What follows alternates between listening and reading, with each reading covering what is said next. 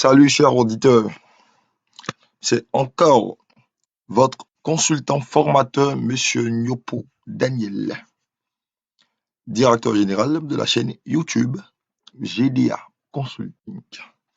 J'espère que vous allez bien, ça fait quand même un bail. Ok, euh, j'ai constaté que plusieurs personnes continuent de s'abonner. Continuez de vous abonner, c'est important. Cela va vous permettre, voilà, de suivre assez de formations. Assez de formations en ligne. Je vais aussi dire à chacun de partager la chaîne YouTube, voilà, sur Facebook, dans les différents groupes WhatsApp. Important, ça va permettre aussi à d'autres personnes de bénéficier de ces formations. Voilà, donc ne gardez pas ces formations pour vous seul. C'est important. Activez aussi la cloche de notification qui vous permettra, voilà, d'être, je dirais, d'être au courant de toutes les nouvelles vidéos que nous mettons en ligne. C'est important. Aujourd'hui, je veux parler de quelque chose. Voilà, je m'adresse du moins à tous les comptables qui utilisent le logiciel Sage Comptabilité. Encore Sage Comptabilité. Voilà, je vais vous parler, je vais vous montrer un peu comment est-ce que vous pouvez créer une fiche d'imputation ou encore un papier tampon. Voilà, sur Sage Comptabilité. C'est ce que je vais vous montrer. C'est pas compliqué.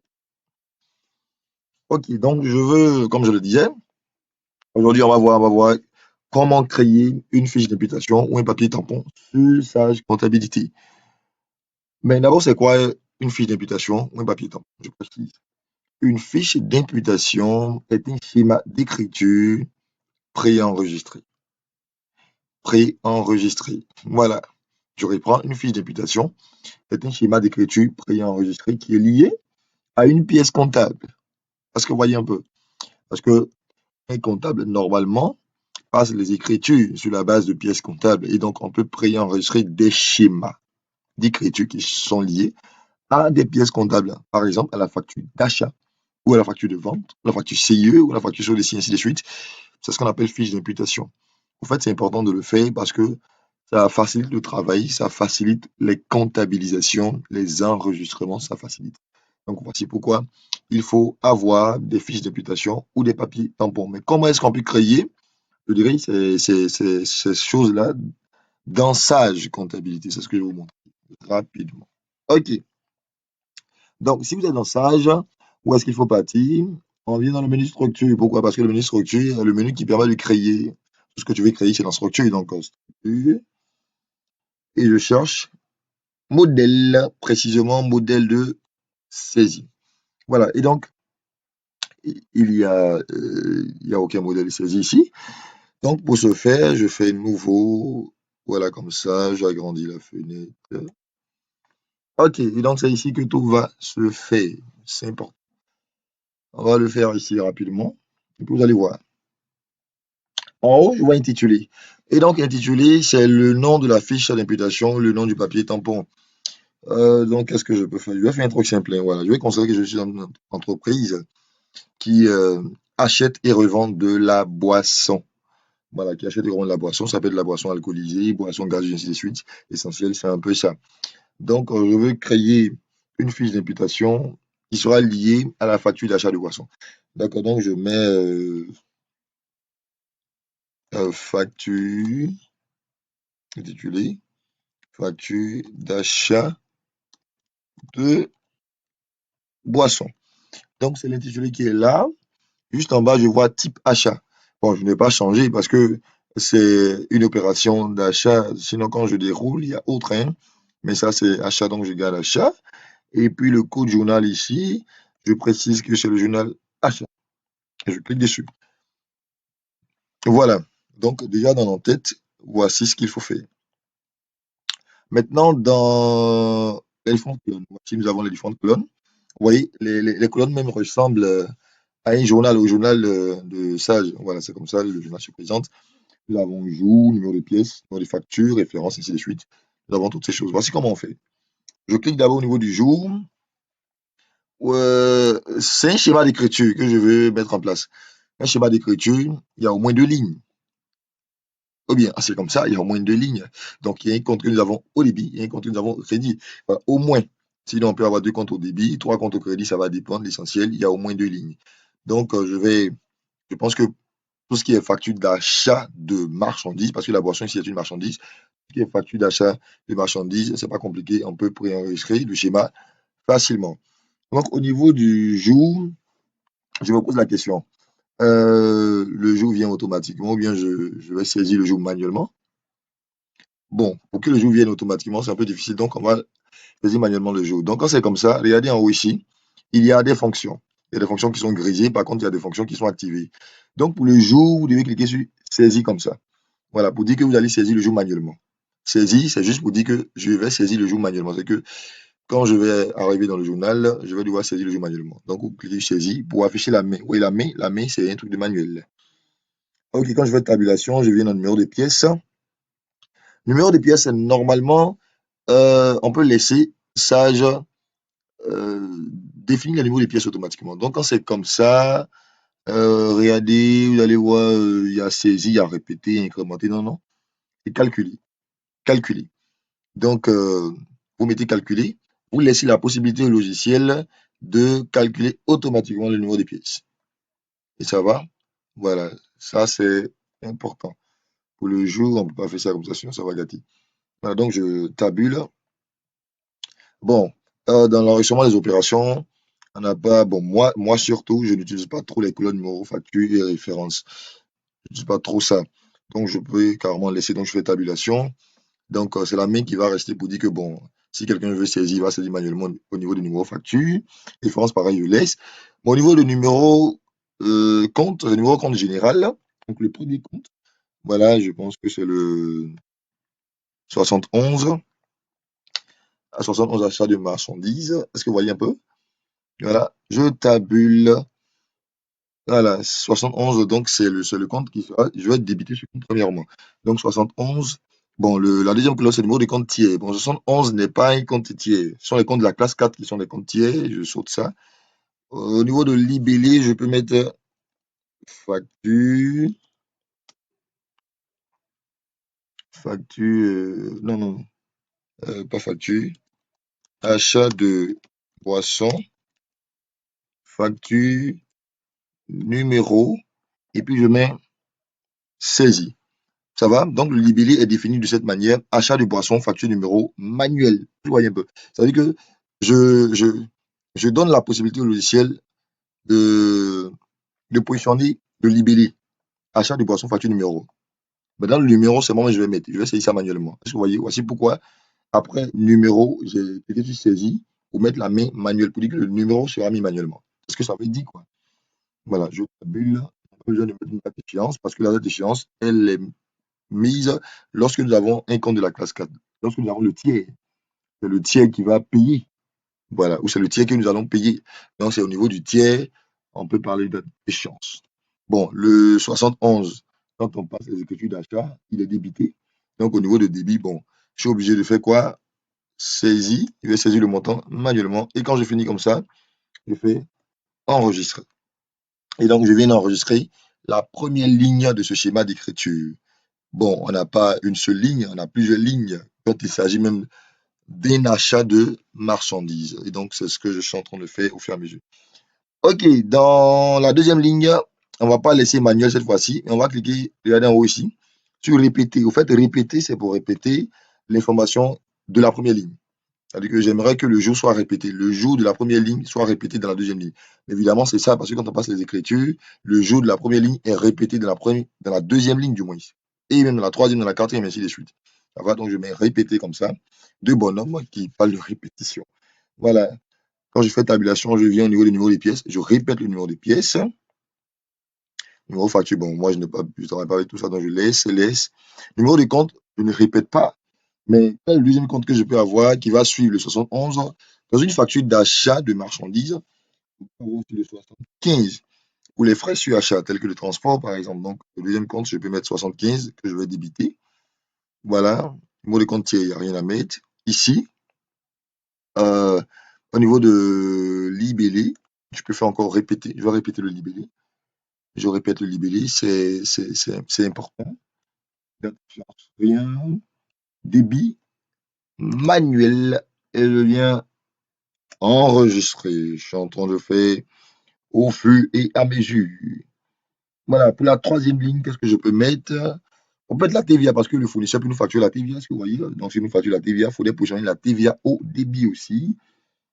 On peut voir ça sur la facture. Donc, toujours répéter le jour, répéter le numéro des pièces.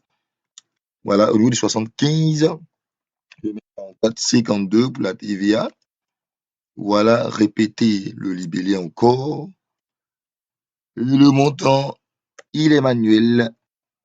Je viens de faire comme ça la troisième ligne. Je peux avoir une quatrième ligne, toujours au débit. C'est par rapport voilà, à l'emballage consigné. Voilà, sur les factures, le fournisseur peut consigner les emballages. C'est-à-dire que les produits qu'il va livrer ou les boissons qu'il va livrer, il va, bon, les boissons, on peut mettre les boissons dans des emballages. Est-ce que vous voyez un peu? Voilà. Donc, quand c'est comme ça, il va devoir consigner les emballages. Donc, pour la consignation d'emballage, c'est simple. Je laisse toujours le jour, répéter, répéter. Le compte 94. Voilà, et je viens au niveau de débit. Une saisie manuelle, je valide. Donc, voici il y a les quatre comptes qu'on peut avoir au débit pour une facture d'achat de marchandises, bien sûr, hein. Voilà. Et les comptes qui sont au crédit, je continue au crédit, voilà. Numéro compte général, je mets 41 pour le fournisseur. Là, je suis obligé de mettre un numéro compte tiers. Mais bon, si, parce que le 41, c'est un compte qui est collectif. Donc, s'il est collectif, on peut laisser ça fait numéro de compte tiers, mais on aura la possibilité lors de la saisie de choisir au fait qui est vraiment le tiers, qui est vraiment le fournisseur, quoi, parce qu'on peut avoir plusieurs fournisseurs. Donc, quand on va saisir 41, quand on va vouloir avancer, il va nous faire sortir une fenêtre où on va choisir le fournisseur précisément. Donc là, je pense, on peut laisser ce volet manuel. Voilà, j'avance, libellé, date échéance. La date échéance, on peut laisser aussi un truc de manuel. Voilà. Ok, ça c'est pour crédit. C'est pas au débit, c'est au crédit. Donc tu fais la saisie au crédit. Voici le compte qui est au crédit. C'est pas encore fini. Le fournisseur peut nous accorder escompte, une réduction financière pour nous inciter à payer comptant ou à payer avant l'échéance. Donc quand c'est comme ça, on peut positionner le compte 773, escompte obtenu. Voilà, au crédit bien sûr, manuel. Et le dernier compte que je peux avoir, c'est une avance. Si jamais, lors de l'apparition de la commande, on avait fait une avance, le fournisseur va devoir rappeler l'avance sur sa facture. Donc, quand c'est comme ça, au crédit, je dois positionner le 4091 ou l'avance. Voilà, au crédit. Et je valide. Je valide. Voilà. Voici comment déjà euh, on peut faire le schéma, je dirais, d'écriture de la facture d'achat de boisson. Ah, je vérifie quelque chose, voici on peut penser à imprimer tout ça. Voilà. Mais est-ce que vous savez qu'on pouvait faire quelque chose de telle sorte à imprimer tout ça pour imprimer, pour conserver quelque part, pour conserver au fait. C'est-à-dire, regardez, quand j'ai fini, en fait, quand vous avez fini comme ça, vous venez en bas ici, vous faites OK, et la fiche d'imputation est enregistrée. Est-ce que vous voyez? La fiche d'imputation est enregistrée, ou encore le papier tampon est enregistré. Donc, quand c'est enregistré, au niveau de la passation des écritures, on peut travailler avec. Mais je voulais vous montrer quelque chose, parce qu'on peut imprimer ça. Regardez, quand je clique sur imprimer, je peux imprimer, hein, après sur l'impression, je peux imprimer ça. Voilà. Voici, au fait, l'impression. Vous voyez, c'est l'impression, ça veut dire qu'on peut imprimer pour garder ça. Voilà, c'est un modèle de saisie. Bon, on pouvait enlever certaines choses, hein, c'est-à-dire que quand je lance l'impression, on pouvait enlever certaines choses. Mais bon, on va pas trop s'embrouiller avec l'affaire d'impression. Quand j'ai fini avec ça, alors on va voir si ça marche. Donc je vais dans traitement pour voir, je vais saisir, saisie. Voilà, je vais prendre. Donc je vais prendre un truc ici. Considérons que Nous sommes au mois de mai, par exemple. Et puis bon, le fournisseur, on a acheté euh, une de la boisson, voilà, de la boisson. Donc le fournisseur nous a délivré la facture d'achat. Donc je viens ici dans achat au mois de mai, hein, voilà, j'ouvre le journal, c'est pour voir hein, comment utiliser le papier tampon. Regardez ici, ils ont mis appeler un modèle. On voit modèle de saisie. Donc, je viens regarder, je déroule ici. Il y a un seul modèle, c'est ça que j'ai créé, facture d'achat de boisson. Je clique dessus et je vois appliquer ici. Ça va sortir comme ça. Et quand ça sort, les comptes sont déjà là avec les libellés. Donc, je considère que c'est le 21 mai. Donc, le jour où je tape 21, vous voyez, il positionne tous les jours en même temps. Il n'y a pas besoin de numéro de facture, tabulation, référence, les comptes sont là. Je constate que le numéro de la facture, c'était 03. Voilà. Je mets le montant. Si, bon, sur la facture, le dernier net commercial de la facture, c'est le prix net d'achat. Un exemple, ça fait 1 million. Voilà. Continue. Est-ce qu'il y a transport dessus? Vous voyez, s'il n'y a pas de transport, je saute. Transport, je tabule, je saute. C'est-à-dire que je ne mets rien, je ne mets pas de montant au niveau du compte 75, quoi. S'il n'y a pas de transport, il n'y a pas de frais sur achat sur la facture. Donc, je laisse ça parce que le 75, c'est pour les frais sur achat. Voilà, je laisse tout ça. Il y a la TVA. Considérons qu'il y a la TVA qui fait. Bon, je fais ça. Il y a la TVA qui fait 180 000. Oui, je suis en train de taper. Merde. Voilà, 180 000. Continue. Après la TVA. Bon, il n'y a pas d'emballage. Donc, je saute tout ça. Le net à payer de la facture, c'est 41. Donc, je considère que. Mais avant ça, attendez, je vais choisir le fournisseur, tabulation, société Brassivoire. Je considère que c'est un mois après, je vais payer donc le 21 06 22. Voilà, et puis bon, le montant fait 1 180 000. Bon, si nous considérons que sur la facture qui vient d'arriver, c'est seulement ça. Au fait, la fiche d'imputation, on peut avoir plusieurs comptes dessus, mais ça ne veut pas dire que quand la facture va arriver, tous ces comptes doivent être imputés. Non, s'il y a des éléments qui ne sont pas sur la facture, c'est pas la peine. C'est seulement les éléments que vous allez imputer. Donc, j'ai juste imputé 3 comptes. Voilà, 2 comptes au débit, 71, 44, 52, et puis un compte au crédit, 41. Quand je finis, je valide et, regardez, il positionne l'écriture dans le journal. Donc, voici comment vous pouvez créer une fiche d'imputation, un papier tampon, et l'utiliser dans un journal. C'est pas compliqué. Voilà, c'est pas compliqué. Donc, c'est ce que je voulais vous montrer. Je pense que s'il y a des préoccupations, laissez des commentaires. Entrez en contact avec nous. On va vous expliquer, on va vous donner de plus en plus de détails là-dessus, et puis vous allez comprendre tout ça. Donc, on va s'arrêter là pour aujourd'hui, pour cette vidéo.